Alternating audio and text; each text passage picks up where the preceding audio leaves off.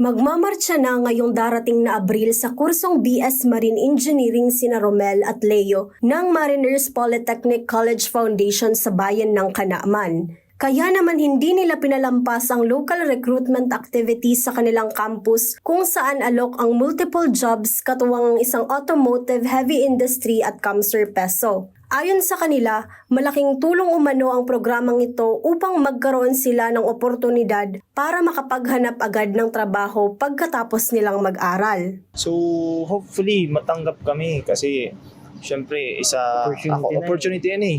Grab na natin. Tsaka nag-offer din sila ng 10 weeks trainings, free board and lodging. So why not, 'di ba?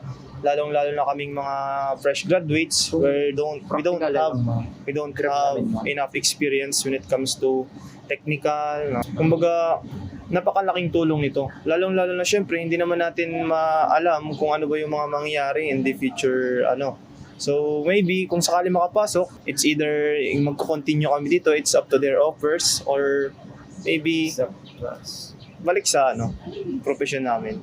Ang local recruitment activity sa bayan ng Canaaman, Camarines Sur ay inorganisa ng Kamsur Peso at pamunuan ng Mariners Polytechnic College Foundation katuwang ang isang kilalang automotive heavy industry, kung saan mayroon silang job vacancies na umaabot sa higit sa 1,000 sa iba't ibang posisyon mula office staff, production engineer, maintenance staff at marami pang iba. Mayroon ring bakanteng trabaho para sa field staff kagaya ng welder at iba pa. Ani Mark Angelo Huit, Job Placement Officer ng MPCF Canaaman, hindi lamang ang mga graduating students ang pinaunlakan nila dahil bukas rin ito para sa iba pang job seekers at walk-in applicants. Layunin ng pamunuan ng paaralan na mabigyan ng kanilang mga mag-aaral ng trabaho pagkatapos nilang makapag-aral, kaya naman nakipag-ugnayan na rin sila sa provincial government ng Camarines Sur sa tulong ng Kamsur Peso upang mabuo ang kanilang adhikain. So this is important since na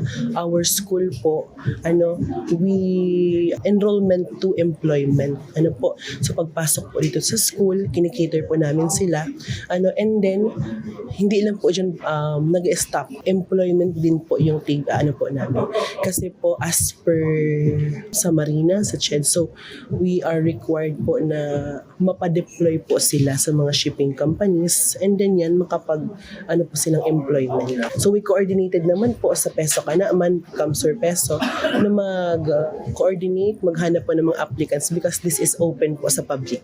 Kaya naman umaasa ang mga graduating student na katulad ni Romel at Leo na patuloy pa rin ang ganitong programang hatid ng pamahalang panlalawigan kung saan mas inilalapit pa sa mga kabataan ang trabaho at oportunidad na hindi na kailangang lumuwas at gumastos makapaghanap lamang ng trabaho. Jam Garcia, CSN.